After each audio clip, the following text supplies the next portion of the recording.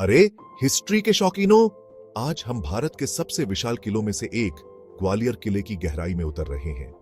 मध्य प्रदेश के हृदय में बसा ग्वालियर किला सिर्फ एक स्मारक नहीं है, यह वीरता, विश्वासघात और भारत की कलात्मक भावना की कहानियों से बुनी गई एक गाथा है। इस किले ने कई राजवंशों का उत्थान और पतन देखा है, कई घेराबंदी की है और सदियों से हो रहे बदलाव का मूक गवाह बना हुआ है। हमारी कहानी 8वीं शताब्दी में शुरू होती है। माना जाता है कि इसका निर्माण सरदार सूरज सेन ने करवाया था।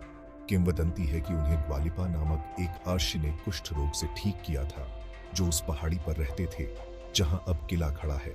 कृतज्ञता में सूरज सेन ने उस अर्शी के नाम पर किले का नाम ग्वालियर रखा, जिसने उन्हें बचाया था।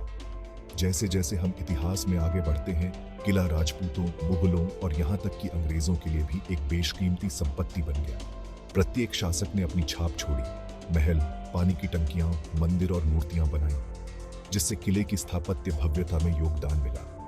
ग्वालियर किले के सबसे दिलचस्प पहलुओं में से एक है इसका रक्षा तंत्र। किला ठोस बलुआ पत्थर की दीवारों से घिरा हुआ है और कुछ जगहों पर ये दीवारें 3 फीट की चौंका देने वाली ऊंचाई तक है। इसमें कोई आश्चर्य की बात नहीं है कि हमलावर सेनाओं द्वारा किले को अभेद्य माना जाता था। अंदर किले में मध्ययुगीन वास्तुकला के कुछ सबसे उत्तम उदाहरण हैं। चमकीले नीले, हरे और पीले रंग की टाइलों से रंगा हुआ मान मंदिर पैलेस तोमर शासकों की कलात्मक चरम सीमा को दर्शाता है।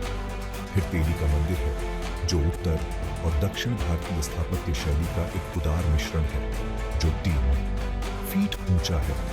लेकिन शायद जो चीज वास्तव में कल्पना को पकड़ती है वह है वीरता और साजिश की कहानी। जैसे झांसी की रानी लक्ष्मीबाई की कहानी, जिन्होंने 1857 में अंग्रेजों के खिलाफ बहादुरी से लड़ाई लड़ी और किले को शरण स्थली के रूप में इस्तेमाल किया। ऐसा लगता है कि आज भी गलियारों में उनकी आत्मा गूंज रही है। तो ग्वालियर किला क्यों मायने रखता है? यह सिर्फ पत्थर और गारे से बढ़कर है। यह भारत के समृद्ध इतिहास, स्थापत्य नवाचार की क्षमता और इसकी स्थायी ताकत का प्रतीक है।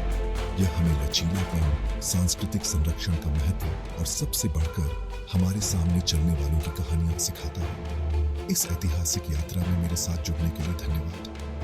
भूतकाल भले ही पत्थर पर खुदा हुआ हो, लेकिन ऐसी ही कहानियां हैं जो इसे हमारे दिल और दिमाग में जीवित रखती हैं। अगली बार तक खोज करते रहें और अतीत के बारे में सोचते रहें।